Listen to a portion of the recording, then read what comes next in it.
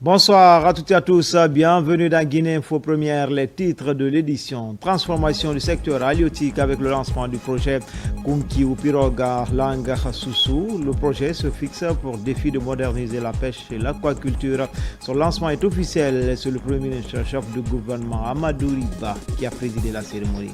Espace santé avec cette pathologie souvent négligée mais essentielle dans la vie, la santé auditive à Bentouraya dans un complexe scolaire. Élèves et parents d'élèves reçoivent des soins gratuits doublés de sensibilisation. Enfin, culture. Ce soir, c'est le club de fin pour les 72 heures de livre. Depuis ce jeudi, la 18e édition a démarré à Conakry avec la publication de plusieurs ouvrages. C'est le cas de Mamadi Kaba avec son ouvrage intitulé Initiation à l'audit. Voilà pour le sommaire encore une fois. Bonsoir à tous. Comme annoncé dans les titres, transformation du secteur halieutique avec le lancement du projet Kunki ou pirogue de pêche à langue Soussou. Le projet Kunki se fixe pour défi de moderniser la pêche et l'aquaculture, mais pas seulement. Ses initiateurs comptent également renforcer la sécurité alimentaire et la création d'emplois. Son lancement est officiel. C'est le Premier ministre chef de gouvernement qui a présidé la cérémonie. Ousmane Bangoura. Conakry a accueilli ce vendredi le lancement officiel du projet Kunki, une initiative structurante du gouvernement guinéen dédiée à la transformation durable de la pêche et de l'aquaculture.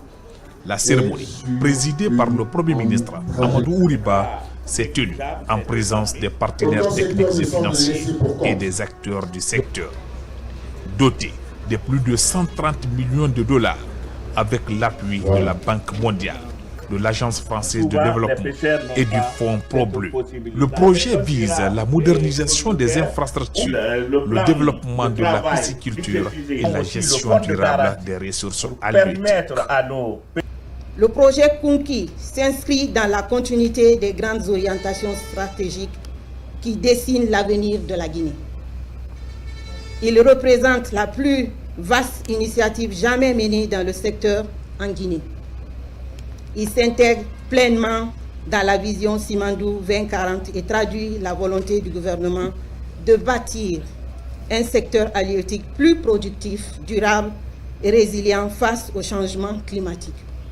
Pour la CONAPEC, Kunki est une promesse de transformation totale axée sur la modernisation des débarcadères et des centres de transformation aux normes, la souveraineté avec l'aquaculture et la pêche continentale. La Guinée renforce sa sécurité alimentaire. Le projet Kunki se veut un levier stratégique pour l'économie nationale, dans un contexte marqué par la pression sur les ressources marines et les enjeux de sécurité alimentaire.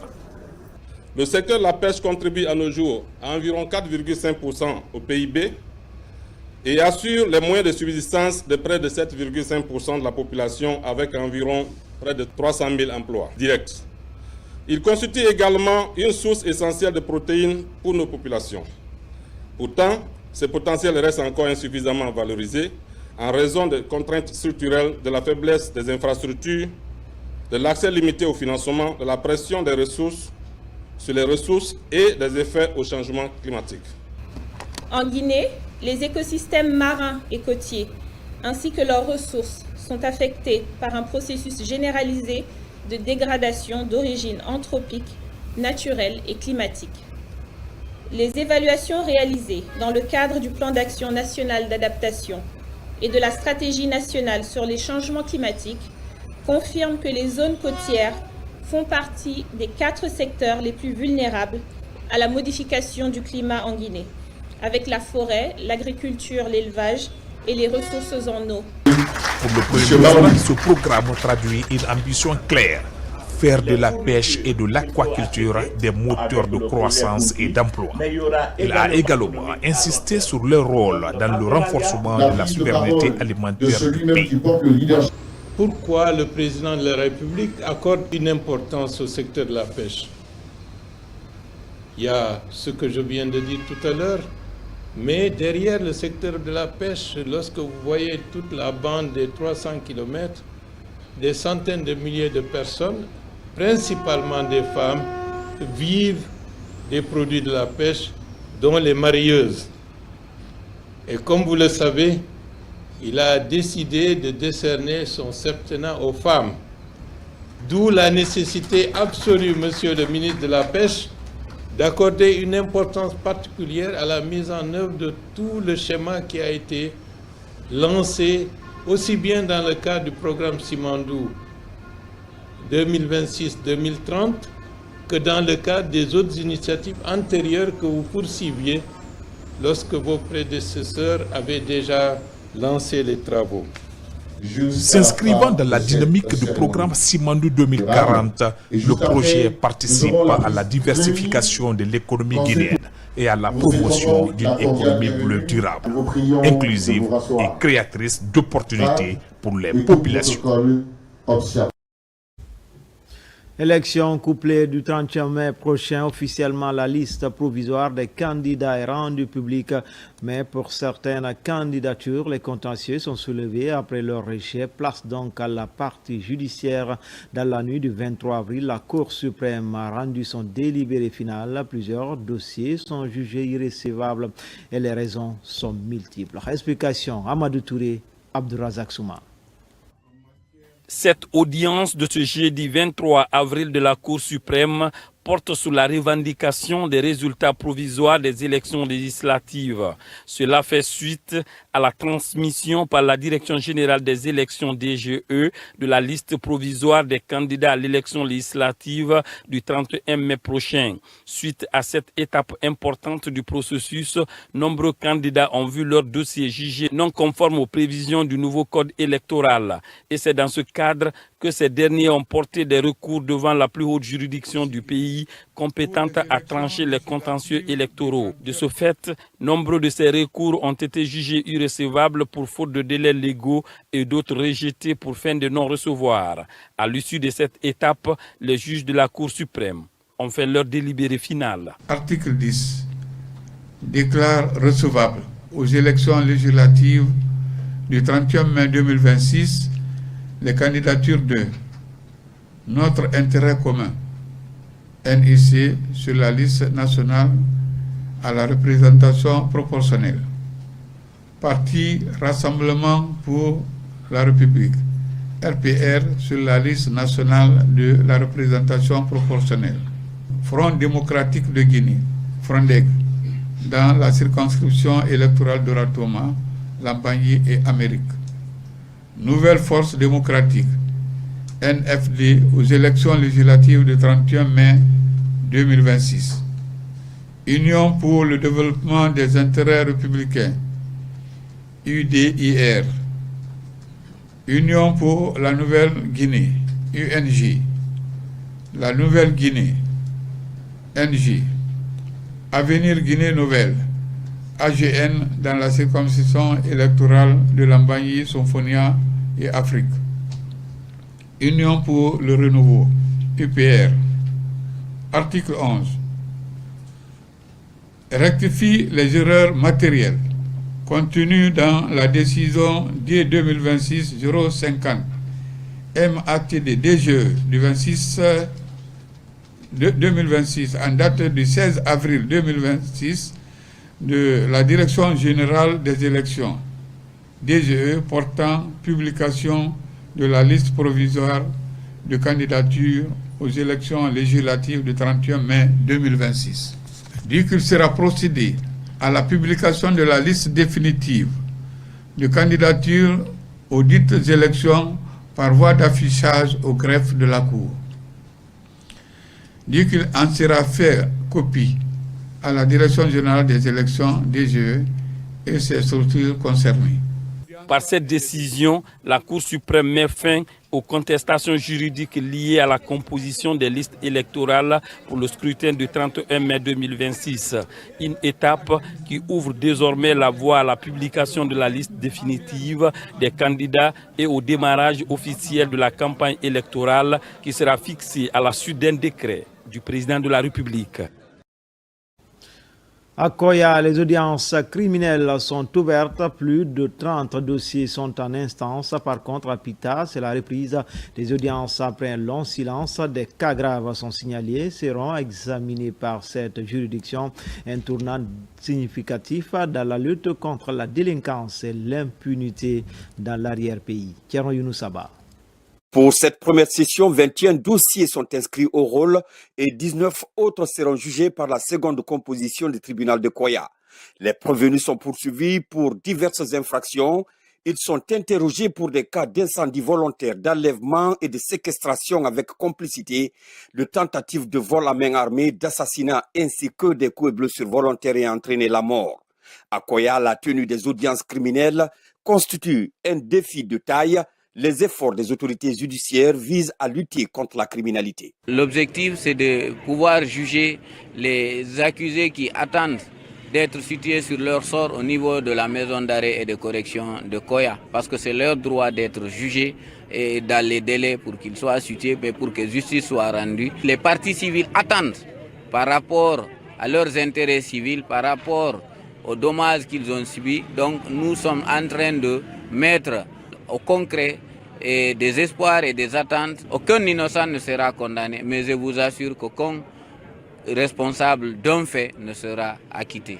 Après 2 ans d'interruption, les audiences criminelles reprennent au tribunal de première instance de Pita. Pendant les audiences, plusieurs dossiers sont examinés, notamment des cas d'assassinat, de meurtre, d'enlèvement, de viol et d'autres cas graves. Elle vise à lutter contre l'impunité dans cette zone agro-pastorale, tout en renforçant le climat de confiance entre les citoyens et la justice. Ces audiences criminelles vont permettre d'apporter des réponses pénales appropriées aux différents dossiers soumis à l'examen du tribunal criminel ou visa des principes directeurs d'un procès pénal. Les citoyens se disaient à un moment donné, est-ce que la justice allait apporter une réponse efficace face à ces crimes crapuleux? Aujourd'hui, on y est. On va en tout cas apporter une réponse pénale, une réponse judiciaire à ces crimes pour que dorénavant, de telles atrocités ne se commettent plus dans la préfecture de Pita. Beaucoup d'entre eux n'ont pas les moyens aujourd'hui de payer les honoraires d'un avocat.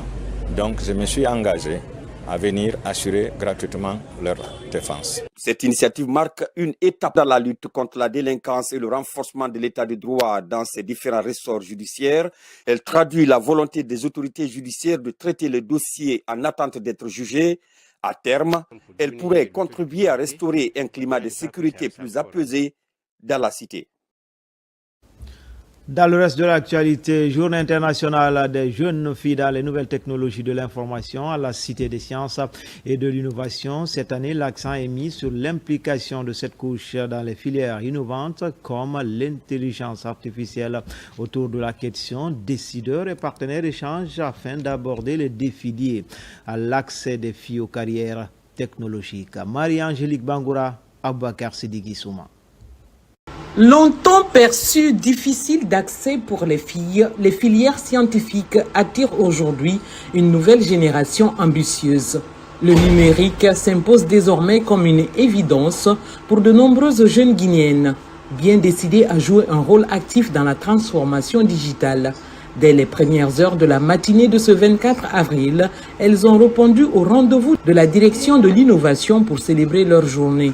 Au cœur des échanges figurait l'urgence de réduire le fossé numérique entre les garçons et les filles. Les femmes représentent à peu près plus de 52%. Donc, les jeunes filles doivent être les forces motrices de la transformation économique de notre pays.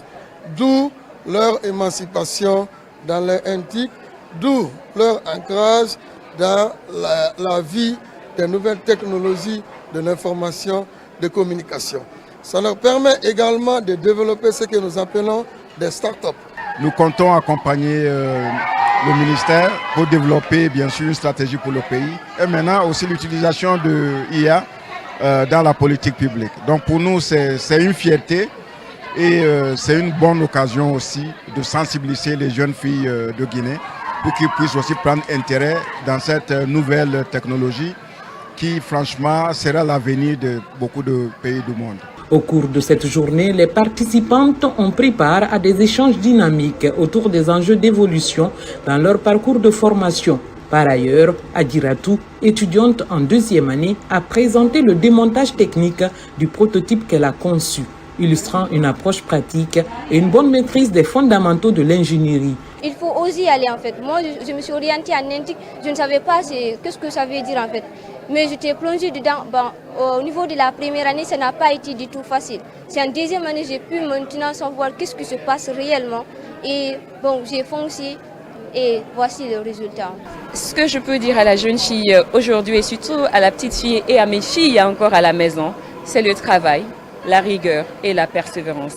La société ne nous fait pas de cadeaux en tant que filles, mais c'est à nous de briser le plafond de verre et cela nous pouvons le faire à travers le soutien d'abord de la famille, aussi respecter ce que nous donnent nos institutions et se performer, s'auto-former. Cette journée s'inscrit dans la dynamique du ministère de la Communication, de l'Économie numérique et de l'Innovation visant à former, accompagner et valoriser la jeune fille.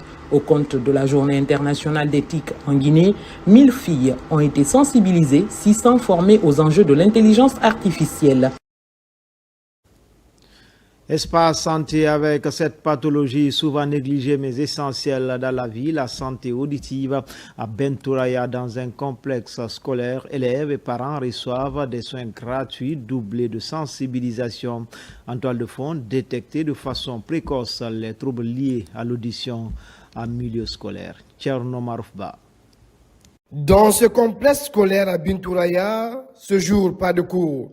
Élèves et parents sont à l'écoute des spécialistes en ORL. Cette nouvelle approche de la Fondation ORL Sayon vise à sensibiliser les jeunes apprenants sur les dangers de la surdité. Après des échanges sur l'importance de l'audition, place aux opérations de consultation. Ici, chaque élève bénéficie d'un dépistage gratuit afin de détecter d'éventuels troubles auditifs. Ils ont consulté mes oreilles et puis ils m'ont prescrit une ordonnance pour venir au centre médical pour consulter mes oreilles. Et puis ils ont traité mes oreilles, ils ont fait le lavage. Ils m'ont dit d'éviter d'utiliser le coton-tige. Elle n'entend presque pas. Donc j'ai jugé utile de l'amener ici. Elle a été consultée par le médecin. Elle a fait le test d'audio que je viens de recevoir. Donc je vais transmettre ça au médecin. À l'issue de ces consultations gratuites à l'aide de cet appareil, plusieurs anomalies sont détectées sur ces élèves. Des problèmes qui pourraient impacter leur apprentissage. Quand on dépiste très tôt la surdité, nous pouvons la soigner. Mais quand ce n'est pas dépisté tôt, ça risque de créer des problèmes. Donc c'est ce qui nous a fait venir ici aujourd'hui pour voir si on peut dépister certains enfants qui sont en état de surdité pour que nous puissions les prendre en charge. Il y a des enfants qui continuent à venir en classe alors qu'ils ont une infection chronique de l'oreille continue à couler. Nous avons dépisté les cas de baisse de l'audition, de surdité réelle. Ces enfants étaient installés dans les salles de classe sans que les enseignants ou les parents ne sachent que ces enfants ont des problèmes d'audition.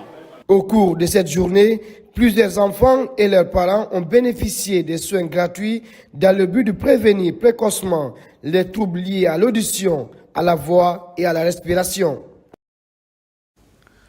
Le 25 avril de chaque année, la lutte contre le paludisme est célébrée à l'international. Malgré des avancées, la maladie demeure un problème de santé publique. Nous pouvons, maintenant nous devons.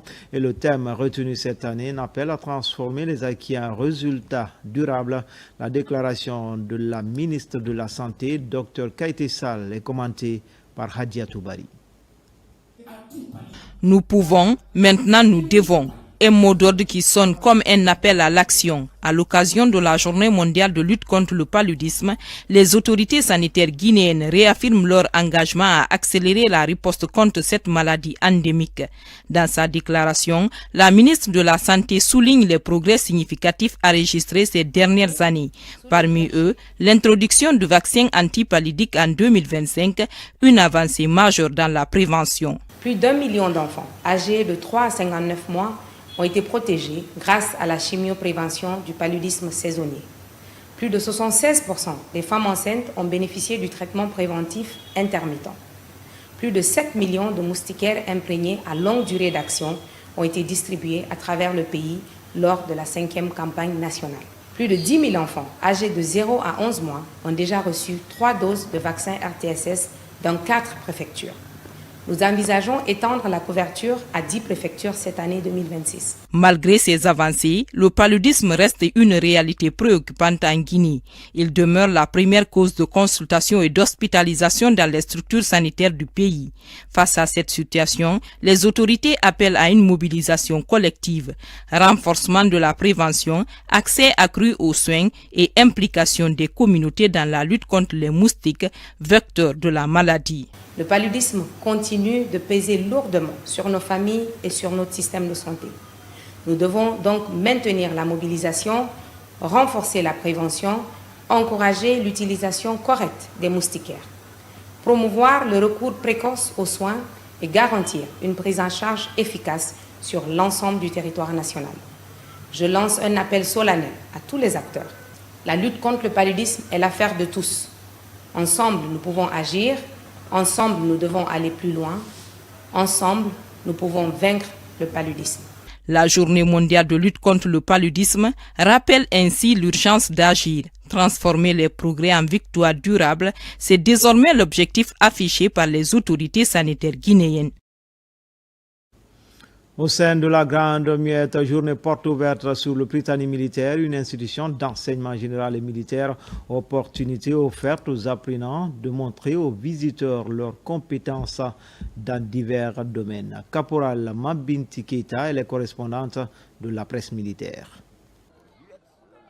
C'est une journée porte ouverte placée sous le thème de la culture de l'excellence au service de la nation. Les élèves du Prytanée militaire de Guinée, à travers différents stands, impressionnent le public venu nombreux assister à cet événement d'une importance capitale. Il s'agit de mettre à la face du monde les enseignements reçus par ces futures élites du pays dans ce temple du savoir des forces armées. Le Prytanée n'est pas seulement une école, c'est un lieu où se conjuguent rigueur militaire et valeurs humaines. L'excellence n'est pas un privilège, c'est une exigence. Elle se construit par la rigueur, le travail et la discipline.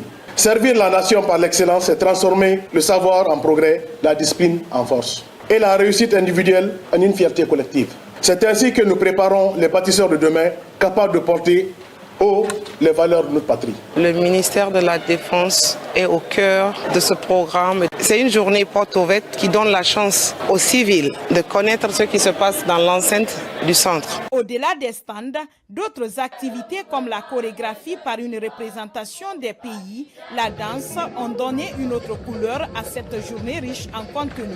On dit prisme droit parce que les faces latérales sont perpendiculaires à la surface de base. Maintenant, pour calculer le volume de ce prisme, ce sera la base fois la hauteur. Étant donné que notre base c'est un triangle équilatéral, alors la hauteur ce sera A racine carrée de 3 divisé par 2. Et A ici représente le côté. Le programme que nous avons vu ici, c'est le même programme qu'au niveau des autres écoles que nous avons en ville. Parce que les gens pensaient que les enfants n'ont qu'un programme militaire, alors que c'est le même cursus. Donc c'est ces enfants qui doivent demain être des bacheliers, des brevetés et accéder à toutes les options comme dans les autres écoles. Cette deuxième édition qui débute ce jeudi se poursuivra jusqu'au samedi avec au programme plusieurs autres activités prévues par le commandement de l'établissement en faveur des élèves.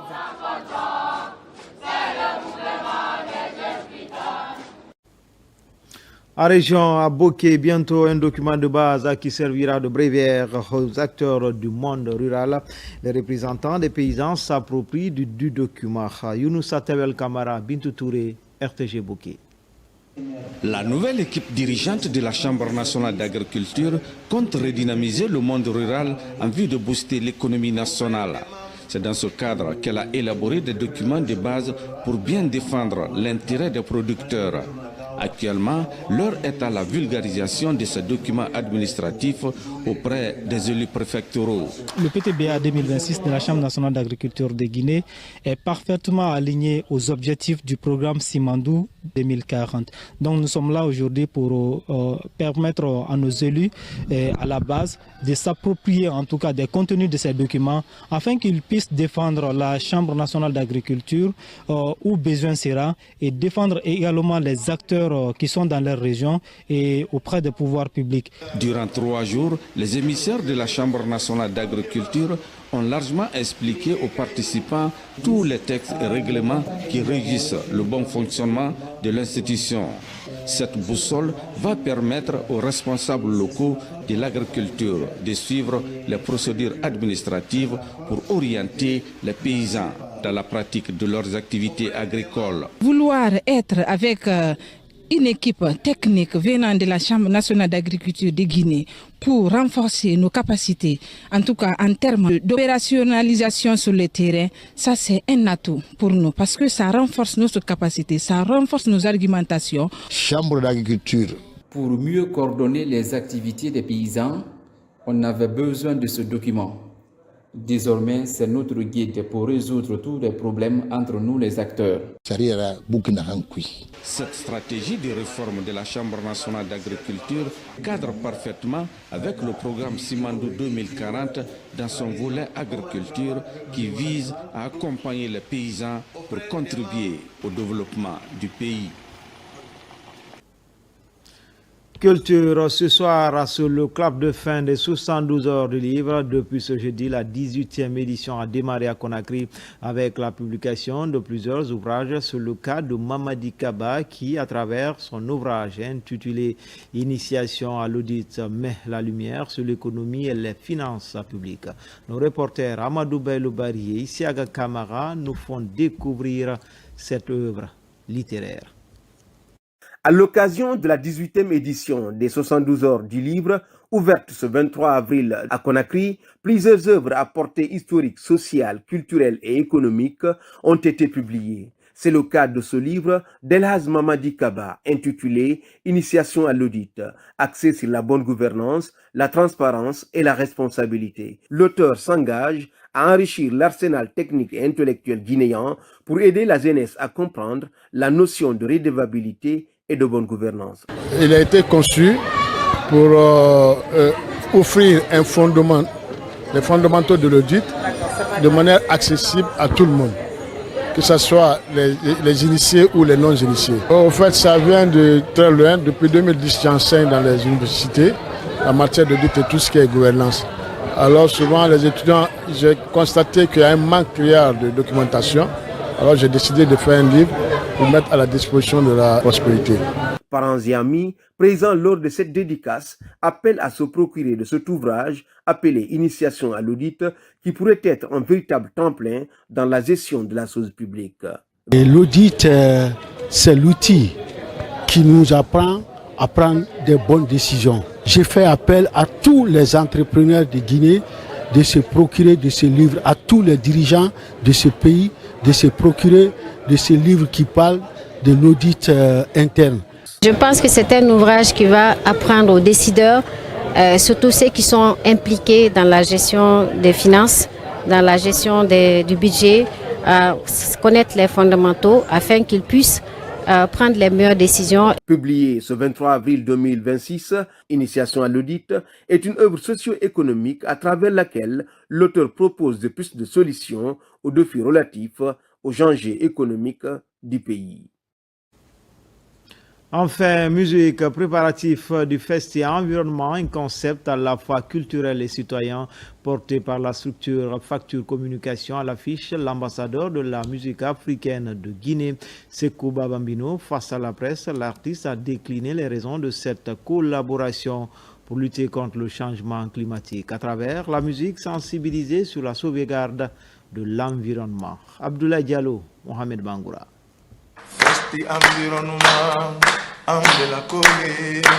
Dans une salle attentive, artistes, organisateurs et hommes de médias se sont réunis autour d'un même objectif, mobiliser la planète. À travers le Festi Environnement, c'est un message fort que souhaite porter Sékou Babambino Diabaté, celui d'une prise de conscience collective face aux défis climatiques.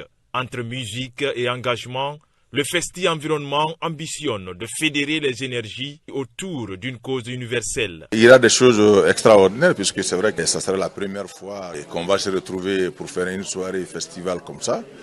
Et en même temps, devant autant de monde de 7000 personnes, ça sera une belle soirée. Puisque ce n'est pas fait que pour les Africains, c'est fait pour le monde entier. Festi Environnement, c'est pour sauver la planète. et qui sauve la planète protège l'humanité. D'ailleurs, c'est le slogan du festival. Au programme de cette première édition à Paris, prestations artistiques, échanges et initiatives citoyennes avec en toile de fond la protection de l'environnement et la lutte contre le réchauffement climatique. Festi Environnement s'inscrit en droite ligne avec le programme Simandou. Sekouba, c'est une dimension internationale. Organiser ce spectacle en Europe n'est pas donné à n'importe qui. Quand c'est Sekouba, c'est la Guinée. Donc je demande à tout le monde de soutenir ce projet parce que c'est un grand projet. À travers cet événement, les organisateurs entendent également mobiliser les acteurs et partenaires à tous les niveaux afin de créer une synergie d'action face à ces fléaux qui touchent le monde. Point d'orgue de cette initiative, un concert caritatif prévu le 28 mai 2026 à Paris qui devrait réunir près de 7000 spectateurs. Festi environnement, Jamala Kole. Festi environnement, Angela Kole.